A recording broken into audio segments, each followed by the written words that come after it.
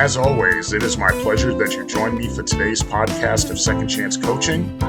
My name is Dr. Richard Lewis. If you'd be so kind as to leave me a rating and your feedback, I would very much appreciate it, and it will help others like you to optimally discover this podcast wherever you listen to this and your other favorite podcast. As you know, at Second Chance Coaching, we focus on seeing everyday life through the eyes of the returning citizen and highlighting the resiliency of the human spirit. I would love to work with you one-on-one, whether you're a returning citizen or coaching client seeking your second chance, or you're a representative of a business, college, or university seeking to integrate and support returning citizens in your respective organizational and learning environments. Please feel free to contact me via email at richard@secondchancecoaching.com or via Instagram at the Dr. Richard Lewis.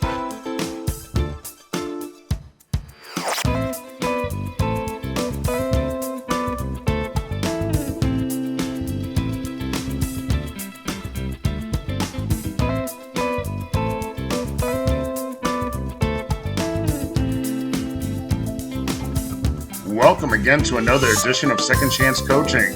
As always, it is my pleasure to join you on another week of your reentry journey from whichever corner of the world you're listening from.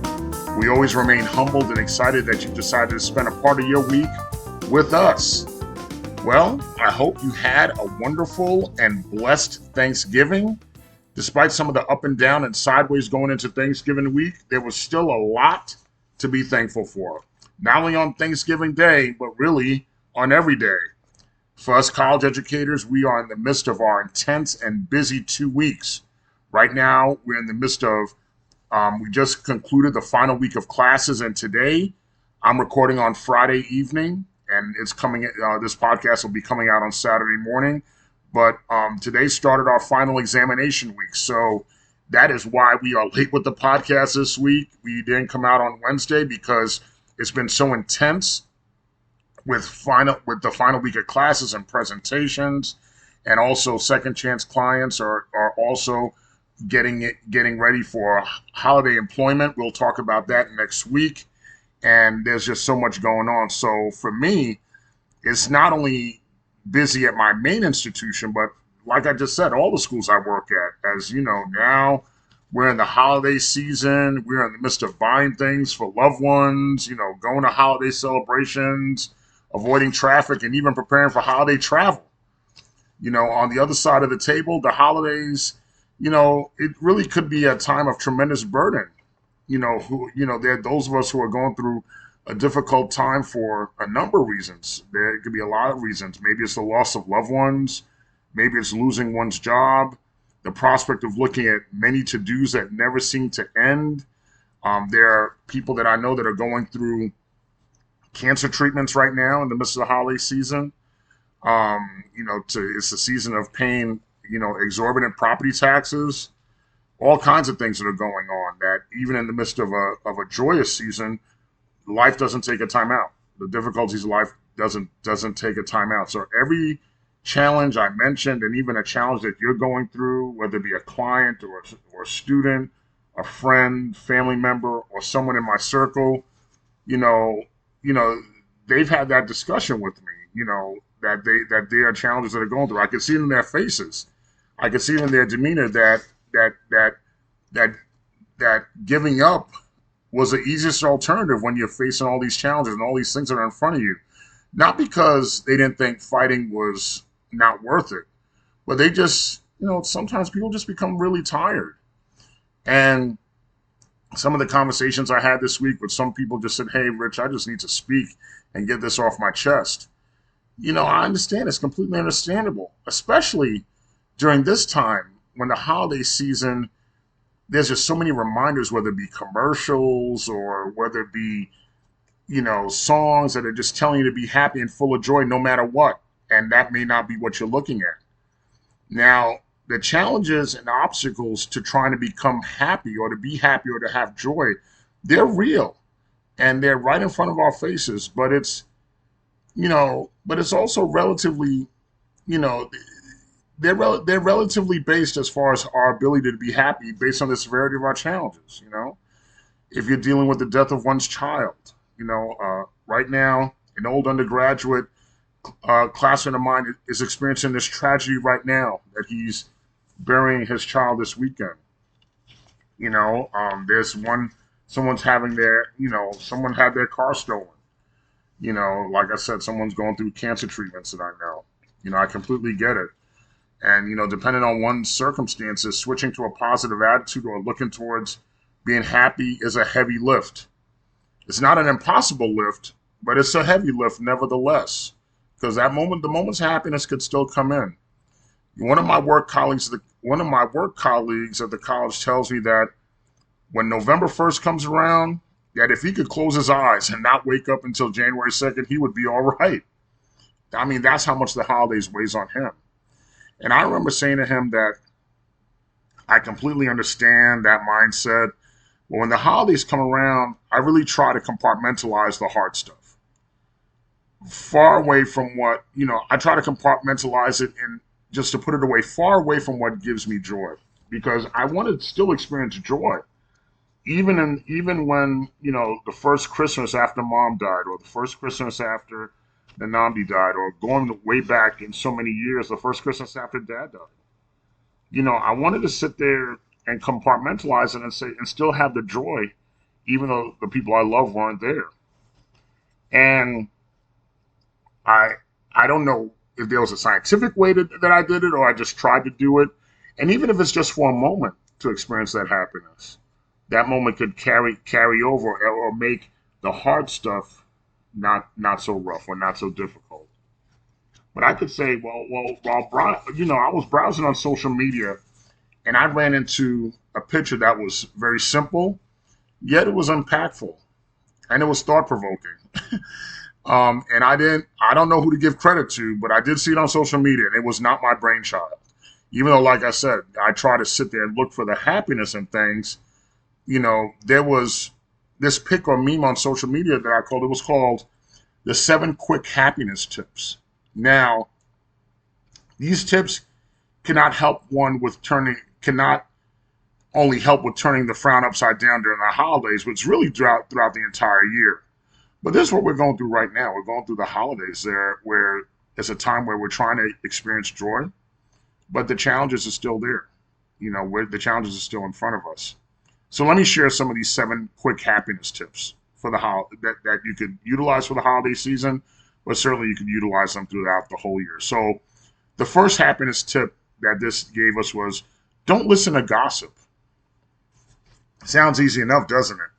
But how much of your time, our lives have been wasted by listening to gossip? Just empty verbal calories that just fill our atmosphere with nothing useful. Plus, those who gossip to you will also gossip about you.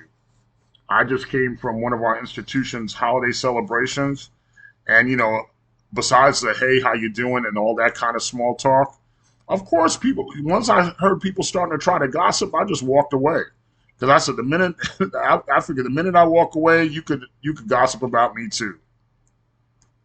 The second quick happiness tip that I saw said, ignore what people say about you. Ignore what people say about you.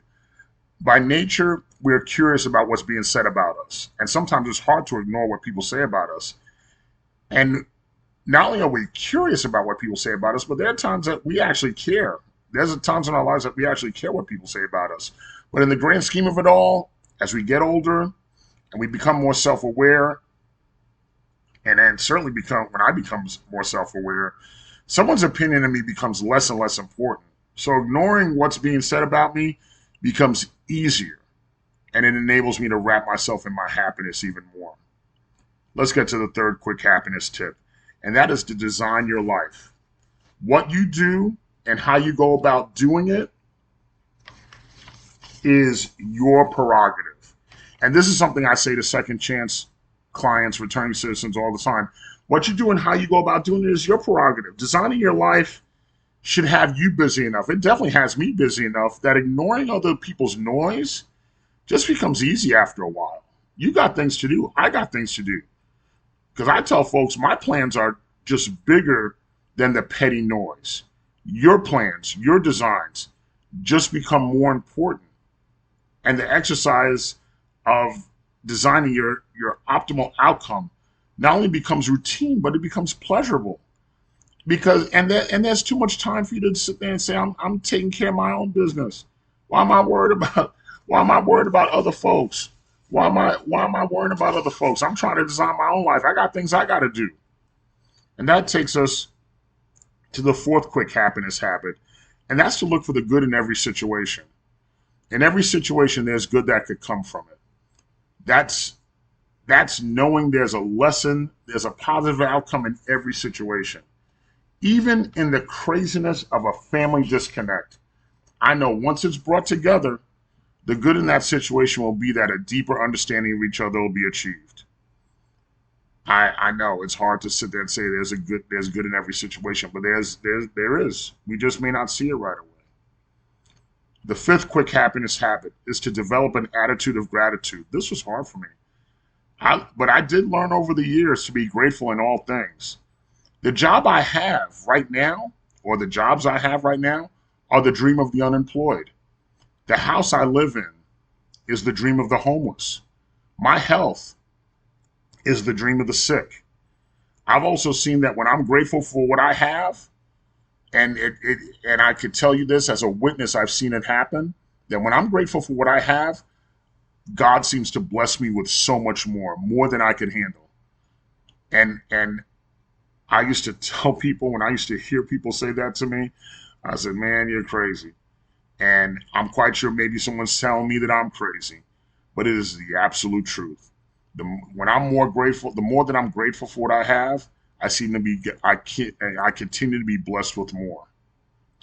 That takes us to the sixth happiness habit is to laugh more. We'll do a podcast in 2025 on the value of laughter, but there's a lot of benefits to laughing more. Besides just being happy, your immune system is strengthened and your physical plane is diminished when you laugh more, when you smile more.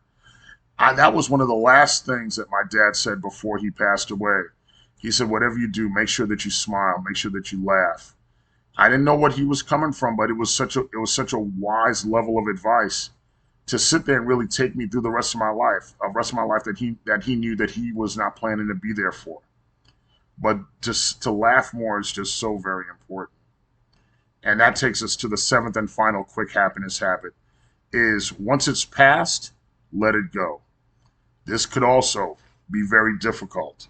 It's been very difficult for me, very difficult things to do. But it makes sense because once something has passed, let it go. What's in your rearview mirror, we've talked about this in previous podcasts. What's in your rearview mirror is not as what's important as the big windshield in front of you. That stuff is over. That stuff is past. So, like I said, we're in the midst of, today, Friday night when we're recording this, we're in the midst of final exam week. A lot of my students have done all their presentations. They're doing their final exams online. I've even had some students from other schools right before I recorded today's podcast text me and call me up and asking me for help and assistance on how to get some assignments that are being due this weekend because it's just that type of crazy.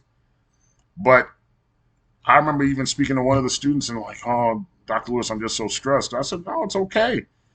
It's okay to be stressed. It's okay. But you know what? But don't get stressed out. Sometimes the stress could, bring a little bit of urgency to get something done, but don't get stressed out because then you'll bottom out. I had another student today do their final presentations and they didn't do well. They started crying to me after class. I said, don't cry. You learn more from the mistakes you made than the accomplishments. You learn more from the mistakes you make. And it's okay. It's okay. You got up there and you did your best, and that's all I could ask for. I didn't ask for perfection. I just asked that you did your best. And I asked the student, did you do your best? They said, yes. And I said, then that's all you need. And then right then and there, they did that happiness habit and they started smiling. That's all you need. We're good. But like I said, I know that there's students, there's colleagues, there are folks that are going through a tough time during the holiday season. There's times and moments that the holiday season's a little tough for me, and that's okay. But, you recognize where it's tough, but then you still sit there and look and see where you could find happiness. Because there's still joy in the music that's being played, in the memories that I have, in the love that I have around my family and around my friends. I want to thank my cousin for being such a gracious host, my cousin Jokum for being such a gracious host during Thanksgiving. That happiness is there. It always is there. So next week, we're going to try to make sure that we come out on Sunday again. Not on Sunday, on Wednesday on time. If not, we'll do the latest by Friday. But next week will be our last episode for 2024, and we'll do our in-season break. So then next week will be our like kind of like mid-season finale, and then we'll have our next podcast after next week on January the 15th. So certainly take the time to be good to yourself. Take the time to be happy. Let's do that. Let's make sure we take the time to be happy. Well, once again, thank you so much for allowing me to enjoy my favorite part of the week with you. I look forward to enjoying my favorite part of the week again with you next week. I want to thank you for always, like I said, thank you for sharing your time with me. Thank you for continuing to spread Second Chance Coaching to your friends, family, and loved ones. I want to sit there and say one of the other favorite times I had this week was I had a favorite time I was spending with my granddaughter. My granddaughter I saw during the Thanksgiving week, and I had a great time with her. Took her to Hollywood Beach. We went and had breakfast. She's gotten so big, able to say my name. We walked around, picked her up. She hugged me, kissed me. We just had such a great time. So even in the midst of me missing so many people, I find that joy and happiness in spending that time with her. And I was thankful for that. And like I said, once again, I'm thankful for you always sharing your time with me. Continue to spread Second Chance Coaching to your friends, family, and loved ones. Thank you again for joining us. I look forward to spending time with you again next week, and we'll make sure that we try to get in here on Wednesday for our mid-season finale. Thank you again. Enjoy your weekend, and we'll talk to you next week. Thank you again for joining us here at Second Chance Coaching. In addition to coaching services for individuals and businesses, I'm also available for speaking engagements and workshops on criminal justice reentry, human resources, as well as organizational culture and leadership. Feel free to email me at richard@secondchancecoaching.com, as well as connect with me on Instagram at @DrRichardLewis. Remember, every day you are given this opportunity for your second chance, and I know you'll make the best of it. I love you all, and I look forward to connecting with you next time here at Second Chance Coaching.